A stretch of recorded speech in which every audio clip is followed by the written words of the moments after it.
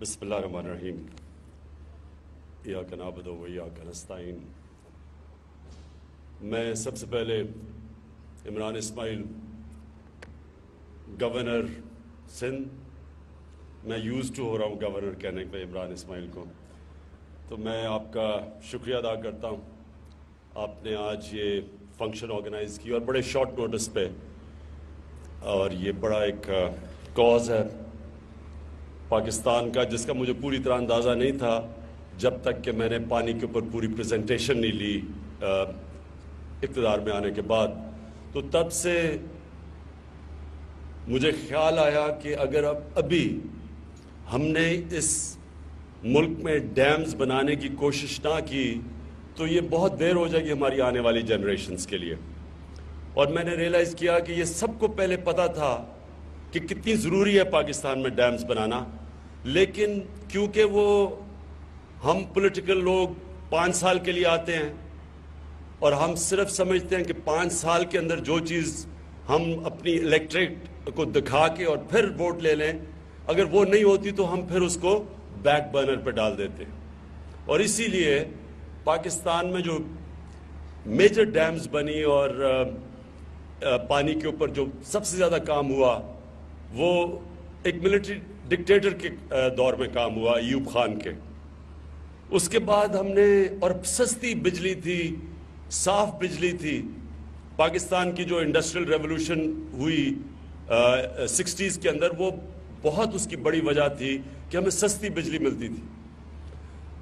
تو جو اپنے پانی کے اوپر بجلی بنانی تھی، ہم نے آہستہ آہستہ، اور وہ جو امپورٹ نہیں کرنے کی ضرورت تھی، 90s کے اندر ہم نے ایک یہی شارٹ ٹرمزم کے اوپر ہم نے امپورٹڈ فیول کے اوپر بجلی بنانی شروع کی۔ تو ایک بجلی مہنگی ہو گئی، لیکن کسی نے بھی یہ نہیں سوچا کہ ایک دن ایسا آئے گا کہ یہاں پانی کی کمی ہوگی۔ تو 1947 میں پر کیپٹا پاکستان میں پانی تھا 5600 کیوبک میٹر، آج 1000 کیوبک میٹر پر کیپٹا پانی رہ گیا۔ یہ ہمیں سمجھنا ہے، اور جو ایکسپرٹس نے مجھے سمجھایا کہ اگر 2025 تک ہم اسی طرح چلتے رہے تو پانی کی بہت شارٹیجز ہوں گی، افیکٹ کرے گا پاکستان کی فوڈ سیکیورٹی۔ یہاں ہماری جو پیداوار ہے، زرعی پیداوار، ہمارا اناج، یہ نیچے چلا جائے گا۔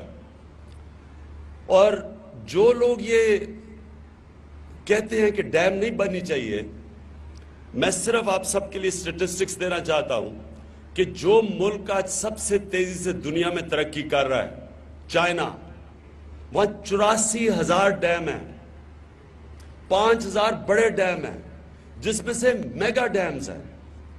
ہندوستان ہمارے نیبر کے پاس 5,000 ڈیمز ہیں اور ابھی بھی بنا رہا ہے، اور پاکستان صرف 2 بڑے ڈیمز ہیں ہمارے پاس۔ باقی جو ٹوٹل ڈیمز پاکستان میں ہیں وہ تقریباً 150 ہیں۔ اور جو سمجھنے والی چیز ہے کہ ہمارے 2.5 مہینے میں 80% پاکستان کا پانی دریاؤں میں نکل جاتا ہے۔ باقی 9 ساڑھے 9 مہینے میں صرف 20% دریاؤں کے اندر پانی کی فلو ہوتی ہے۔ تو کامن سینس ہے کہ جب بارش ہوتی ہے، جب میلٹنگ ہوتی ہے گلیشیئرز کی، اس وقت ہم واٹر سٹوریج اپنے ملک میں پیدا کریں۔ اور وہ جس طرح میں نے کہا کہ یہ بہت پہلے سٹوریج بننی چاہیے تھی، لیکن کیونکہ پیریڈ لمبا ہوتا ہے، آج آپ ڈیم بنانے شروع کریں تو وہ 5 6 7 سال لگتے ہیں، اس لیے پولیٹیکل گورنمنٹس نے اس کو بیک برنر پہ ڈال دیا۔ تو ہم نے یہ فیصلہ کیا ہے کہ ہم نے آتے ساتھ ہی موبلائز کرنا ہے اپنے ملک کو۔ موبلائز ملک کو اس لیے کرنا ہے کہ ہمارے پاس پیسہ نہیں ہے ڈیم بنانے کے لیے۔ ہمارا انفارچونیٹلی پاکستان کی تاریخ میں سب سے زیادہ قرضہ چڑھا ہوا ہے ہمارے ملک پہ۔ میں بار بار لوگوں کو یاد کراتا ہوں کہ 10 سال پہلے پاکستان کا ٹوٹل قرضہ 6 ٹریلین تھا، 6,000 ارب۔ اب ہمیں پتہ چلا ہے، جو ہم نے ساری پریزنٹیشنز لیں، اب ہمارا جو ٹوٹل قرضہ ہے وہ 30,000 ارب ہے، 30 ٹریلین. تو سوچیں 60 سال کے اندر 6 ٹریلین، اور یہ پچھلے 10 سال میں 6 ٹریلین سے گیا ہے 30,000 ٹریلین. تو ہمیں ڈیٹ سروسنگ، یعنی جو ہمیں قرضوں کے اوپر سروس کرنے کے لیے سود دینا پڑتا ہے، انٹرسٹ دینا پڑتا ہے، وہ ایک دن کا 6 ارب روپیہ ہے. تو اسد پوری تیاری کر رہے ہیں منی بل پیش کرنے کی. لوگ بڑے گھبرائے ہوئے ہیں. میں کہتا ہوں لوگوں کو فکر نہ کریں، ہم نے بڑا کام کیا اس کے اوپر، انشاءاللہ وہ برا نہیں ہوگا ہمارا منی بل. لیکن ہمارے پاس ایک پرابلم ہے، ہم بجٹ سے ڈیم کو فائنانس نہیں کر سکتے. اس لیے ہم نے فیصلہ کیا کہ ہم فنڈ ریزنگ کریں گے، اور میں یہاں چیف جسٹس پاکستان کو خاص طور پہ خراج تحسین پیش کرتا ہوں کہ چیف جسٹس کا کام نہیں ہوتا ڈیم کے لیے پیسہ اکٹھا کرنا، یہ ہمارا کام ہوتا ہے. تو ثاقب نثار صاحب، آج کو آپ کو میں اپنے ملک کی طرف سے پھر سے آپ کا شکریہ ادا کرتا ہوں کہ آپ نے ایک کیمپین شروع کی. ہم نے وہ کیمپین جوائن کی آپ کی، اور انشاءاللہ میں کیونکہ پاکستان کی تاریخ کا سب سے بڑا فنڈ ریزر ہوں، 30 سال سے میں پیسے اکٹھے کر رہا ہوں، اور مجھے بڑی جلدی پتہ چل جاتا ہے کہ جب میرے کسی پروجیکٹ کے لیے میں پیسہ اکٹھا کر سکتا ہوں. اور میں آپ کو یقین دلاتا ہوں کہ جو ہم نے ہر سال اپنا ٹارگٹ میٹ کرنا ہے وہ ہے 30 ارب روپیہ. انشاءاللہ یہ ہم اپنا ہر سال 30 ارب سے زیادہ ٹارگٹ میٹ کریں گے، کیونکہ مجھے نظر آ رہا ہے کہ پاکستانی موبلائز ہو چکے ہیں، باہر بھی ملک سے اور پاکستان کے اندر بھی.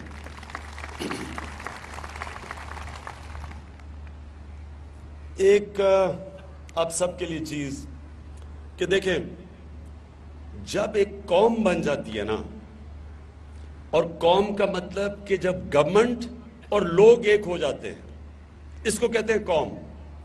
جب ایک قوم بن جاتی ہے، یہ اپنے ذہن میں ڈال لیں، اس قوم کے لیے کوئی چیز دنیا میں ناممکن نہیں ہوتی.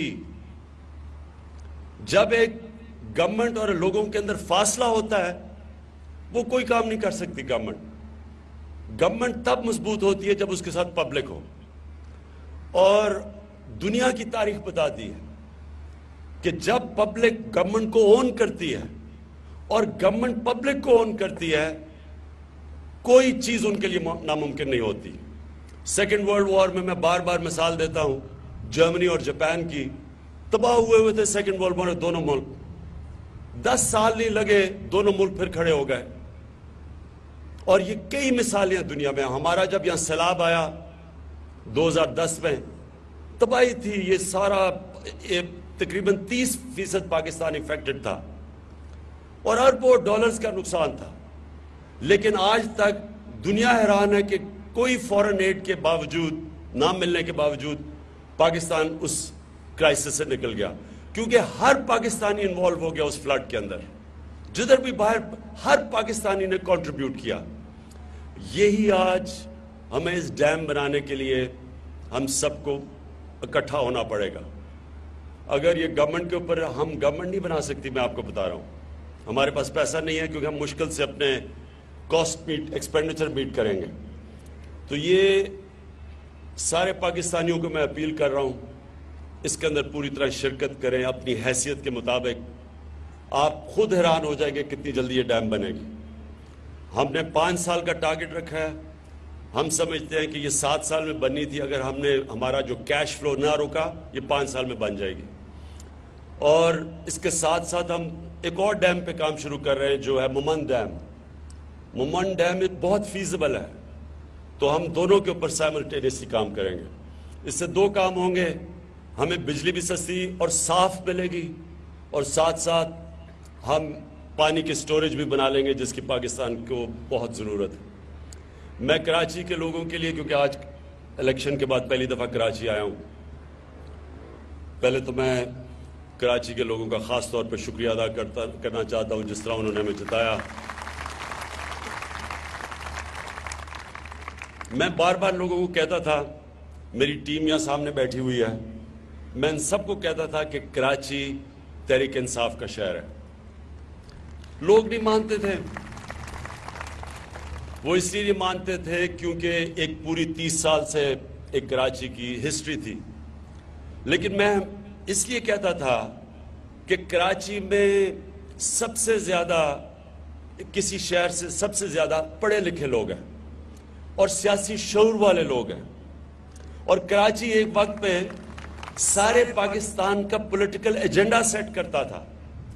جب وہ آئسولیٹ ہو گیا ایتھنک پالیٹکس کے اندر تو پاکستان کو نقصان ہوا، کیونکہ کراچی سب سے پہلے ریاکٹ کرتا تھا پاکستان میں کوئی بھی پولیٹیکل موومنٹ یہاں سے شروع ہوتی تھی۔ تو میں دیکھ رہا تھا ٹرینڈ سارے پاکستان میں، لوگ جب ایک چینج کے لیے ہمارے ساتھ کھڑے ہوئے تو میں دیکھ رہا تھا کہ کراچی کے لوگ تیار تھے، لیکن ہم آرگنائز نہیں ہو پاتے تھے ہماری پارٹی، اور اس کی بھی وجہ ہے کیونکہ یہ جو میرے کولیگز ہیں یا کراچی کے، ان کے یہ جب ایک وقت پہ یہ جب پالیٹکس کرتے تھے تو بیچارے گھر میں سے جب پالیٹکس کرنے نکلتے تھے تو ان کے اوپر وہ گھر سے آیت الکرسیاں پڑھی جاتی تھی کہ پتہ نہیں واپس بھی آئیں گے زندہ۔ برا وقت تھا، آپ کو سب کو پتا وہ کراچی کی جو پالیٹکس تھی۔ تو بڑے انہوں نے دلیری سے کھڑے رہے پارٹی کے ساتھ، تو لیکن ہماری آرگنائزیشن نہیں بن سکی، اور وہ اس لیے نہیں بن سکی کہ خوف تھا یہاں کراچی میں۔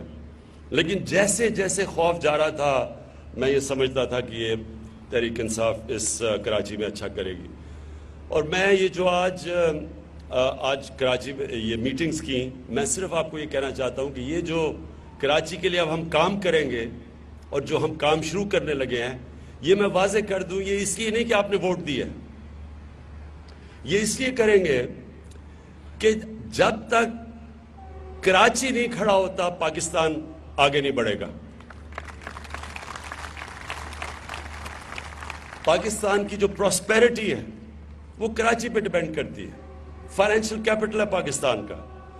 تو یہ اب تک ہوتا کیا رہا ہے کہ جو گورنمنٹس بنتی تھی پنجاب اور سندھ سے یا پنجاب سے کے پی سے بن جاتی تھی، تو ان کو زیادہ تر یہ ہوتا نہیں تھا، جو سندھ کی بھی گورنمنٹ تھی اس کی بھی ووٹس پڑتی تھی اندرون سندھ سے، تو کراچی کی اونرشپ کسی کے پاس نہیں تھی، اور اس لیے جب کراچی آہستہ آہستہ نیچے گیا تو سارے پاکستان افیکٹ ہوا اس سے۔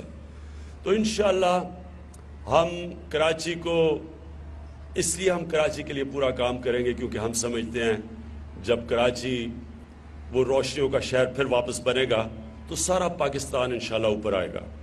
اور میں کراچی کے آج سارے دن مسئلوں کے اوپر ہم نے پریزنٹیشنز لی، سندھ کے چیف منسٹر بھی تھے، ان سے بھی، کیونکہ ہم نے کہا ہم پورا تعاون کریں گے، ہم سندھ گورنمنٹ کے ساتھ مل کے پوری کوشش کریں گے کراچی کے جو مسئلے ہیں، پانی کا سب سے بڑا مسئلہ ہے، لیکن اس کے علاوہ جو یہ ویسٹیج، یہ جو گندگی ہے پاکستان میں، ویسٹ ڈسپوزل، یہ بہت بڑا ایشو ہے۔ اور کراچی کے اندر جو لا اینڈ آرڈر کا سچویشن ہے، سیکیورٹی کے اوپر پوری آج میں نے بریفنگ لی، میں اس کے اوپر صرف ایک چیز کہنا چاہتا ہوں، جو ٹیررزم ہے، جو ٹارگٹ کلنگ ہے، وہ تو نیچے آ گئی ہے، لیکن جو سٹریٹ کرائم ہے اس کی ایک بہت بڑی وجہ ہے کہ کراچی میں ایک انڈر کلاس بڑھتی جا رہی ہے، اور وہ انڈر کلاس کیوں ہے کہ ان پڑھ لوگ ہیں کراچی میں، جو ان پڑھ، نوکریاں ان کو نہیں ملتی، ان کے پاس کوئی طریقہ نہیں ہے روزگار کا، سوشل سیکیورٹی سسٹم یہاں نہیں ہے، اور وہ انڈر کلاس بھی ہم نے دیکھی، اب آج سٹڈی کیا، اور وہ کون ہیں؟ وہ لوگ ہیں جو یہاں رہتے ہیں، جو بنگلہ دیش سے 2.5 لاکھ تقریباً بنگلہ دیش سے ہیں، افغانستان سے لوگ آئے ہوئے، وہ رہتے ہیں یہاں، ان کے بچے بھی یہاں بڑے ہوئے ہیں، ان کو پاسپورٹ نہیں ملتے، ان کو آئی ڈی کارڈ نہیں ملتے۔ جب آئی ڈی کارڈ اور پاسپورٹ نہیں ملتا، ان کو نوکریاں نہیں ملتی، نوکریاں ملتی بھی ہیں تو آدھی قیمت جو باقی کسی کو نوکری ملتی ہے، مثلا کسی کو جو 20,000 کی نوکری ملی ہے ان بیچاروں کو 10,000 پہ ملتی ہے۔ اس کی وجہ سے یہ ڈپرائیوڈ کلاس آ رہی ہے کراچی میں، اور یہ مجبوری کے اندر کرائم کی طرف جائیں گے۔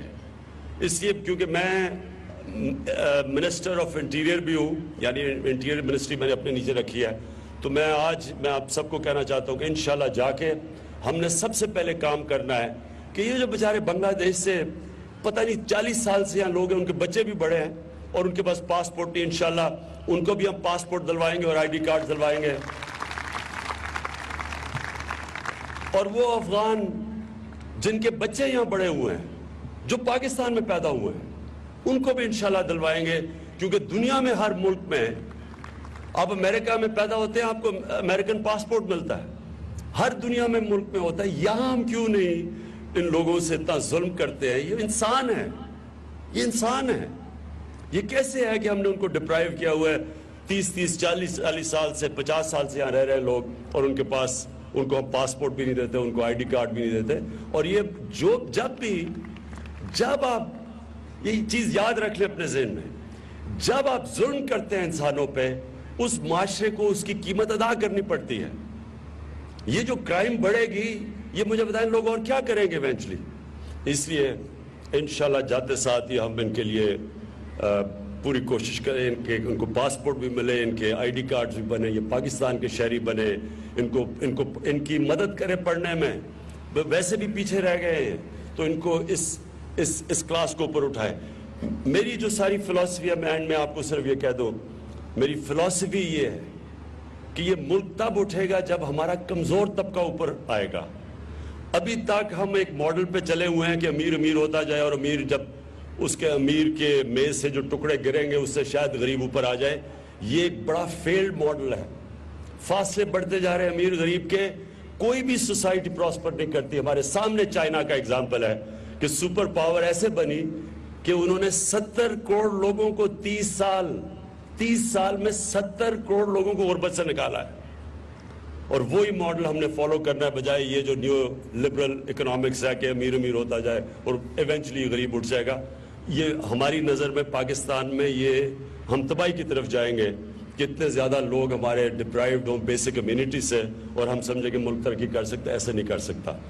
میں کراچی کے لیے آج ہم نے فیصلہ کیا ہے, ہم انشاءاللہ ایک کورنگی انڈسٹریل اسٹیٹ پہ ہم ریسائکلنگ پلانٹ لگائیں گے, اور وہ جو سیوریج کا سارا پانی ہے وہ ہم اس اسٹیٹ میں ریسائکل کر کے دیں گے.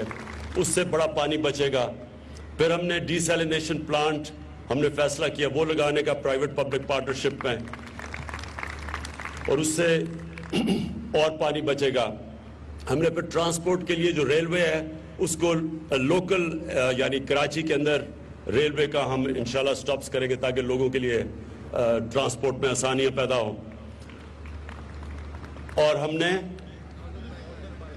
ناردرن بائی پاس ہم نے بنانا ہے تاکہ کراچی سے ٹریفک کا جو پرابلمز ہیں وہ سیدھا بائی پاس کر کے تو کراچی کا ٹریفک پرابلمز ایز ہو. اور آخر میں جو سب سے امپورٹنٹ چیز ہے کہ پہلی دفعہ کراچی کا ایک ماسٹر پلان بنائیں گے, بتائیں گے کہ 20 سال میں کراچی جا رہا ہے, کیونکہ اس وقت کوئی پلان گروتھ نہیں ہے کراچی کی. تو یہ بڑا امپورٹنٹ ہے کہ جو انویسٹمنٹ کرنے سے پہلے ایک کراچی کا ماسٹر پلان بنے گا, اور اس ماسٹر پلان کے اندر بڑا ہم نے, آج میں صبح ہیلی کاپٹر پہ جب آ رہا تھا, صرف نیچے آپ کراچی نیچے دیکھیں تو ایک کانکریٹ کا سلیب ہے نیچے. یہ تو ایک ہیٹ ٹریپ ہے. یہاں اتنی زیادہ ایک پورا کانکریٹ جنگل بن گیا. یہاں تو آپ کی یہاں تو ٹیمپریچرز بڑھتے جائیں گے. تو ہم نے ایک پہلے ماسٹر پلان بنائیں گے, اور جو ہمیں یہاں خالی جگہ ملی اس کے اوپر ہم نے ریفارسٹیشن کریں گے, یعنی جنگلات اگائیں گے, درخت اگائیں گے. یہ بہت بڑا ایک گرین کراچی پروگرام اس کے ساتھ ساتھ ہم کریں گے. 2 مہینے اور ہم دیں گے اس کے اوپر. ہم یہ جو ویسٹ ڈسپوزل اور یہ جو ساری گندگی ہے, کیونکہ یہ ہے پروونس کی ذمہ داری, اگر 2 مہینے کے اندر کام نہ ہوا تو انشاءاللہ فیڈرل گورنمنٹ پروونشل گورنمنٹ کے ساتھ پورا زور لگائے گی کہ ہم انوالو ہوں گے اس میں, کہ کراچی کا جو ان کی اس وقت ذمہ داری ہے, ہم یہ ویسٹ ڈسپوزل کا پورا ایک کمپریہنسو پلان بنائیں. میں پھر سے آپ سب کا شکر گزار ہوں, اور عمران اسماعیل صاحب آپ کا بڑا شکریہ.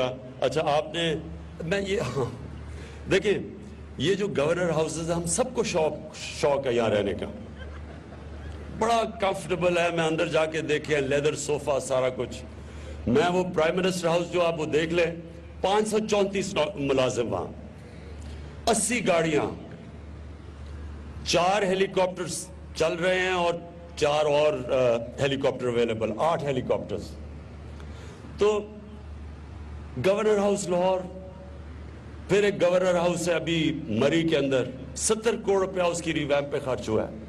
دیکھیں میں صرف ایک یہ کوئی گمکس نہیں کر رہا، میں یہ بلیو کرتا ہوں کہ جس ملک میں آدھے بچے ہمارے 43% بچوں کی سٹنٹڈ گروتھ ہو، ہم ان کو کھانا نہیں دے سکتے، صحیح غذا نہیں دیتے، 2.5 کروڑ بچے اسکولوں سے باہر ہو، ملکوں کی آبادی نہیں ہے جتنے ہمارے بچے اسکولوں سے باہر ہیں، اس ملک میں یہ کیسے اس ملک کی رولنگ ایلیٹ ان کے ٹیکس کے پیسے پہ اس طرح کے محلوں میں رہ سکتی ہے؟ یعنی کیا انسان کا ضمیر یہ اجازت دیتا ہے؟ اگر تھوڑا سا بھی کسی کو خوف خدا ہو، یعنی کہ آپ کو ڈر ہو کہ میں نے ایک اس دنیا کے بعد کہیں اور بھی جانا اور میں نے جواب دینا ہے، میں آپ کو یقین دلاتا ہوں آپ کبھی بھی اس طرح نہیں رہ سکتے، پبلک ایکسپینس کے اوپر اپنے اوپر ایسا پیسہ نہیں خرچ کر سکتے۔ جو ہم چینج کی بات کرتے ہیں کہ ہم چینج، تبدیلی آئے گی، تبدیلی ذہنوں میں آتی ہے، تبدیلی ایک مائنڈ سیٹ کا نام ہے، اور وہ مائنڈ سیٹ ہم نے چینج کرنا ہے۔ ہم جب سے آزاد ہوئے ہیں، اور میں تقریباً اتنا عمر کا ہوں جتنا پاکستان کی عمر ہے، 5 سال چھوٹا ہوں پاکستان سے، یہ جو مائنڈ سیٹ ہے کلونیل مائنڈ سیٹ، جب ایک جنہوں نے اس ملک کو فتح کیا ہوا تھا وہ ہمارے پیسے سے، یہاں کے پیسے سے بڑے بڑے شاہانہ محلوں میں رہتے تھے، ہمارے پیسے سے رہتے تھے، اور وہ ہمیں اپنے ایکول نہیں سمجھتے تھے، ہمیں غلام سمجھتے تھے۔ جدھر اپنے ملک میں وہ کبھی عوام کا پیسہ ایسا نہیں خرچ کرتے تھے، وہ اپنے عوام کے ہر ٹیکس کے پیسے کو دیکھ کے خرچ کرتے ہیں۔ آپ جا کے 10 ڈاؤننگ سٹریٹ دیکھ لیں، دیکھیں کتنا سادہ رہتے ہیں وہ۔ اسکینڈینیویا میں دیکھ لیں کتنے امیر ملک ہیں، ان کے حکمرانوں کو دیکھیں وہ کیسے رہتے ہیں، سادگی دیکھیں۔ ابھی وہ کوئی تصویر آئی ہے کہ وہ سائیکل پہ وہ دو جا رہے ہیں، فرانس کا پرائم منسٹر اور وہ بیلجیم کا پتہ نہیں پرائم منسٹر، کیونکہ ان کو قدر ہے لوگوں کے ٹیکس کے پیسے کی، اس لیے لوگ ٹیکس دیتے ہیں۔ ہمارا کلونیل مائنڈ سیٹ یہ ہے کہ حکمران لوگوں کو ایکسپلائٹ کرتے تھے، اپنا نہیں سمجھتے تھے، اور جو لوگ تھے وہ حکمرانوں کو اپنا نہیں سمجھتے تھے، تو وہ ٹیکس چوری کرنا بری چیز نہیں سمجھتے تھے، وہ حکومت کے پیسے کو چوری کرنا، کرپشن کرنا بری چیز نہیں سمجھتے تھے، کیونکہ وہ ان کی حکومت نہیں تھی۔ آزادی کے بعد یہ مائنڈ سیٹ چینج نہیں ہوا۔ ابھی بھی یہ آپ یہ جو دیکھتے ہیں کہ کون سا ملک کا حکمران اس طرح کا شاہانہ لائف سٹائل، 2 ارب روپیہ خرچہ ہے، 1 ارب روپیہ سالانہ خرچہ ہے، 65 کروڑ روپے فورن ٹریولز پہ ہے، کون سا مغربی حکمران ایسے رہتا ہے؟ تو مائنڈ سیٹ یہ ہے کہ ہم نے اپنے لوگوں کو اون کرنا ہے، ہم نے جو پیسہ ہے لوگوں کا اس کی حفاظت کرنی ہے۔ ہم جب 1 روپیہ عوام کا خرچ کریں تو ہمیں یہ پتہ ہونا چاہیے کہ اس ملک میں آدھی آبادی 2 وقت کی روٹی نہیں کھا سکتی، تو ان کا پیسہ ہم استعمال کر رہے ہیں۔ جب یہ ہمارا مائنڈ سیٹ آ جائے گا، جب ہم اس طرح سوچنا شروع کریں گے، چینج تب آئے گا۔ قرآن کی آیت ہے کہ اللہ کہتا ہے میں کبھی کسی قوم کی حالت نہیں بدلتا جب تک وہ قوم خود اپنی حالت بدلنے کی کوشش نہیں کرتے۔ اللہ کا یہ چیلنج ہے انسان کو کہ اگر تم بدلنا چاہتے ہو، پہلے اپنے آپ کو بدلو، اپنے ذہنیت کو بدلو، احساس ہو اپنے ملک میں ان لوگوں کا جو آج آپ ذرا جا کے مچھر کالونی وغیرہ دیکھیں کیسے انسان رہتے ہیں۔ اور انشاءاللہ جب ہمارا یہ مائنڈ سیٹ چینج ہوگا، اور جو شروع ہو گیا ہے، پرائم منسٹر نے تو چینج شروع کر دیا ہے، میرے 1-2 میرے جو گورنرز ہیں ان کو کافی تکلیف ہے اتنے بڑے سے باہر نکلنے کی گورنر ہاؤسز سے، لیکن چینج اوپر سے شروع ہوتا ہے، نیچے آتا ہے۔ ابھی ڈاکٹر الوی کو بھی وہ بڑے سے پریزیڈنٹ ہاؤس سے نکل کے وہ بھی ایک چھوٹی سی جگہ ڈھونڈ رہے اپنے لیے، لیکن چینج اوپر سے آتا ہے۔ ہم جب چینج ہوں گے، پھر وزیر چینج ہوں گے، پھر بیوروکریٹس چینج ہوں گے، اور پھر انشاءاللہ جو عوام ہے وہ اس کو اپنی حکومت سمجھے گی، وہ اس کو اون کرے گی، اور جب عوام اور حکومت اکٹھی ہو جاتی ہے یہ ڈیم بھی بن جائے گی، یہ قرضہ بھی اتر جائے گا، انشاءاللہ یہ ملک بھی ایک عظیم ملک بنے گا انشاءاللہ ایک دن۔